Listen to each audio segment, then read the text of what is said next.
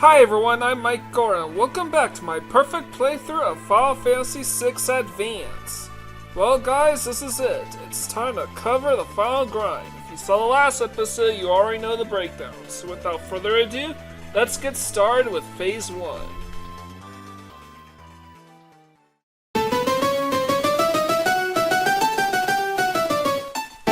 Since I'm playing on emulator, I was able to manipulate the Ragnarok Esper to morphing Everyman and Daedalus into Thornlet. I did the same with him as well, now being as a rare steal every single time.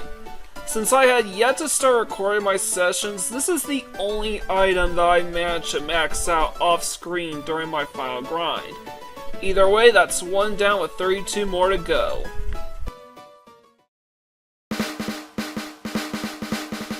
Terra, Celeste, and Edgar were each equipped with Ultima Weapon, Paladin Shield, Master Scroll, and Miracle Shoes. Go-Go, meanwhile, was given the Paladin Shield, Thief Bracer, and Miracle Shoes. As for Esper, I equipped Golem to Edgar and Ragnarok to Celeste. The idea was simple. Terra, Celeste, and Edgar would act as my powerhouses while Go-Go simply stood there acting as utility. He either mimicked the Ragnarok Esper to help max out on Thornlets, or he'd be my makeshift thief, helping me nab some of the rare steals in this place. A few of these are mandatory, by the way, but I'll get to them when I get to them. To speed this process along, I load up my save file on frame 886 every single time. All the encounters on this frame are identical to the ones seen in part 25 of my perfect playthrough, so my strategies will remain the same going forward.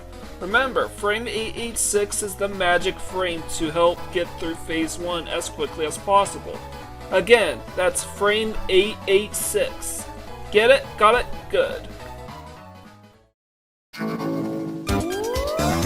5 days into the final grind and I already maxed on Behemoth suits.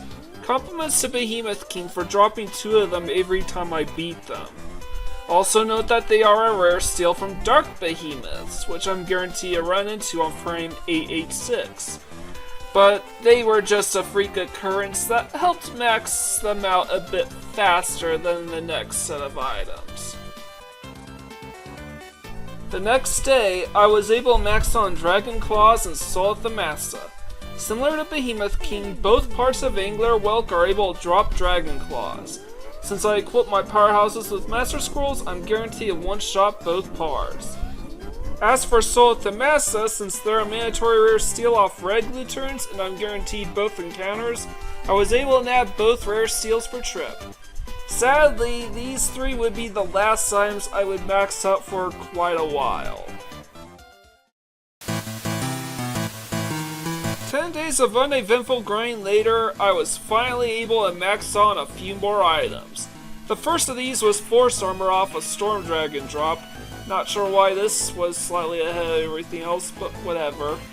Then, on my very next session, I maxed on Force Shield off Ice Dragon, Master Scroll off Samurai Soul, and Mega Elixir off Magic Master. That's 8 items maxed out in only 16 days. I still have a whopping 25 items to go before I fully complete the entire Soul Shrine. Surely I still have a long ways to go, right? Right? With about 10 more sessions to go before I clear Phase 1, I decided to grind off screen a bit in order to bring this phase to a close. The order is a bit wonky, so bear with me for a bit. In my first session, I was able to max on Crystal Orbs off of Gold Dragons, followed by Minerva Bustier off of Rare Steals from Goddess. My second session was less eventful, however, only having maxed on Red Jackets off of Rare Steals from Demon. In my third session, I was able to fully max on Kazakiri off of Rare Steals from number 128, Gladius off of Master Toneberry, Mirakuma off of Red Dragon, and Safety Bit as a rare steal off of Fiend. Note that Soul of the Massa, Kazakiri, and Safety Bit are the only mandatory rare steals in the Soul Shrine. Every other item side as a rare steal have an alternate and arguably better methods of maxing out, but for these 3, they are completely unobtainable outside the Soul Shrine. Just let that sink in for a bit.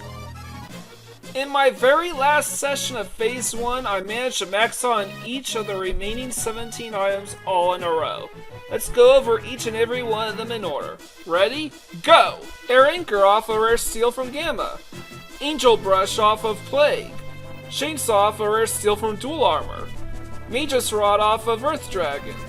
Santetsuken off of Blue Dragon. Gungnir off of Nuzlocke. Radiant Lance off of Demon. Excalibur off of Goddess. Luchinokami off of Fiend.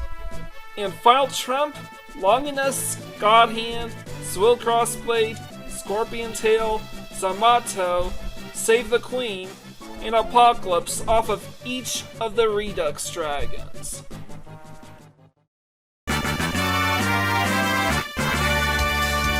Because Frame 86 never produced an encounter with Flame Princess, you'll need to come back for it later. Oborozuki is part of the same wave as the Angel Brush, which was our primary concern for Phase 1 anyways. Since we fully maxed out 32 of 33 items of the Soul Shrine, including the Angel Brush, it's time to head out for Kefka's Tap, where we'll begin Phase 2 of the final grind.